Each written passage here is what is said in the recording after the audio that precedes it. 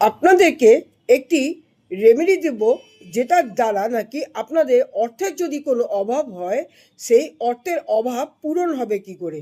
এইটা করলে পরে কিছু দিনের মধ্যে আপনি মনোযোগ দিয়ে যদি আপনি করতে পারেন, তাহলে মনোযোগ সহকারে করলে আপনি অর্থের অভাব আপনার জীবনে অবশ্যই পূর্ণ হবে। কি করতে হবে? একটি আকন্দ ফুলের গাছ, যেটা ভাঙলে পরে দুধ বেরায়, এবং যেই আকন্দ ফুল মহাদেবের পুজোয় লাগে, সেই গাছটার কথা বলছি।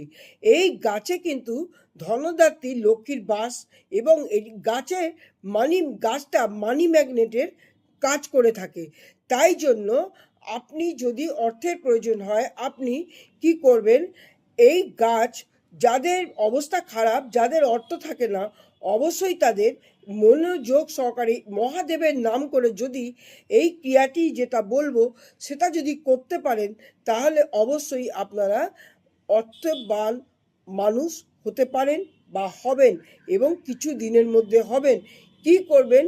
একটা থালার মধ্যে আপনি যে কোনো দিন, সোমবার দিন কি করবেন? একটা থালার মধ্যে আপনি কতগুলো জিনিস নেবেন। নেবেন একটু লাল হলুদ সুতো একটুখানি নেবেন, একটু হলুদ নেবেন, গাঁট হলুদ নেবেন, কয়েকটা চাল নেবেন, আর 1 টাকার একটা কয়েন নেবেন, একটা সাদা মিষ্টি নেবেন।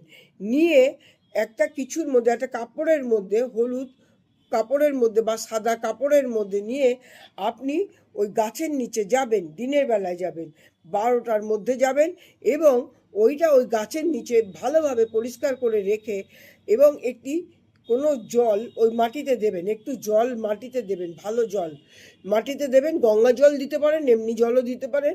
দিয়ে আপনি মনের বাসনা করবেন, অর্থের মনের বাসনা করবেন। এটা করার পরে কি হবে? মা লক্ষ্মীর আশীর্বাদে এটা করার পরে কি হবে?